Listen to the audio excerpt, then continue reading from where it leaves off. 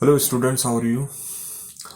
Today we are going to discuss a topic that's name is Mendelian law of inheritance, and we will briefly discuss about this topic. Actually, this topic belongs to a branch of science that is genetics, and it's a highly applied and highly research-based topic and very interesting too. So I hope that we all will enjoy this topic, and as well as we will learn this topic. That's our main purpose for to have this kind of session. So let's start this topic, the Mendelian law of inheritance. Basically, inheritance is a word that we usually come across in our different field of sciences. That what is inheritance? Inheritance is basically the transmission of the traits from or characters from parents to offspring. Every individual got some kind of traits and characters from its previous generation. So you can say that inheritance is common, and it's very widely studied in all the different species. So but the question is that what are the basic laws and what could be the basic mechanism that could be lie behind the inheritance. So there was a scientist. In fact, he was a priest in his initial days, but later on, when he turned his interest towards the science, he made a very significant discovery. And his name was Roger Mendel, and he was from Austria, Europe. So what he observed, something very interesting that he observed, that his monastery, his church was having a different kind of plants. So all these plants are from the pea species, and the color of the flower and the texture of the seed and the height of the flower and plant and many other different characters was there. So out of these characters, he chose some of the few very strong characters and goes further to study about it. So based on this hypothesis and the theories, the laws was concluded. But after his death, the laws could be concluded, because at the time of his observation, the things was quite beyond the imagination of that time. So he gave three laws. The first one was the law of dominance, and the second one was the law of segregation, and the third one was the law of independent assortment.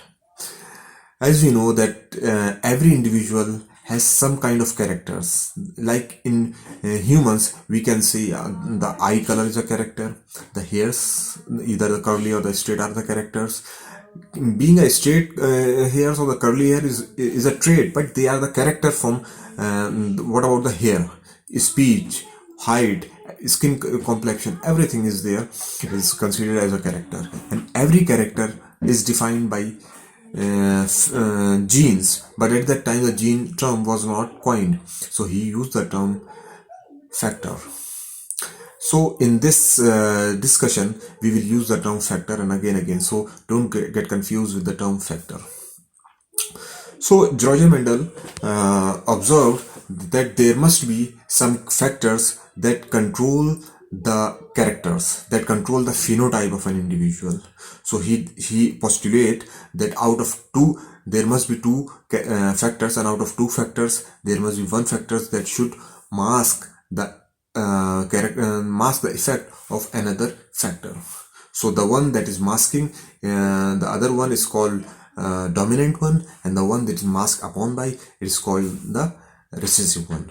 Recessive shows its effect, but when they are present all in a pure form, I mean homogeneous, and in the dominant can express anytime, either the recessive is there or not. Okay, so this is the law of dominance. Second law was the law of segregation. Law of segregation is defined for the purity of gametes. All the gametes are, as you know in our previous classes also, you might have studied about the gametes, that they are haploid in nature. So when the two gametes mix together, they give rise to a diploid zygote. Agree? So all the gametes are pure in terms of the number of factors. If a gamete is having a let's say three different characters: height, color, and hair texture. So the factor for height would be 1 available there for eye color and for the hair texture. It's not possible that the gamete would have the two characters, so they have to be segregated from the 2:1. Okay, so out of two factors, one supposed to be there in the gamete only. One only supposed to be there.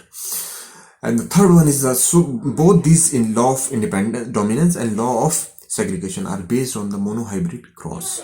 Monohybrid cross, why we are calling it monohybrid cross? Monohybrid cross use one character as a factor.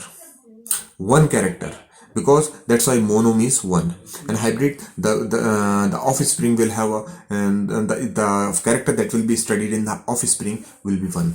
Okay. In the law of independent assortment, the dihybrid cross, we will take an example because it will be easier and to explain the law of independent assortment. In the law of independent assortment, let's say for example, if there will be two characters at a time present in a gamete, then out of these, the any character could make a combination with any other character independent of the other one that was present with it. I repeat, if there are two combinations for height and skin color, right? So these two characters can go into different combinations without being influenced by each other. So it means that they don't have any influence by each other, and it means that their combination is not defined by each other. So in short, we can say that the law of independent assortment is defined as the out of pair of factors, each factor would go into the gamete formation, would involve in the gamete formation, but none of them would be influenced by the other one. So this is a basic and the brief discussion of the Mendelian law of inheritance. So I hope that you would understand the concept that I'm trying to explain, and if I would have a time, I will try to explain you in a much deeper way, so that we can discuss this topic and explore the things in a better way. Thank you very much.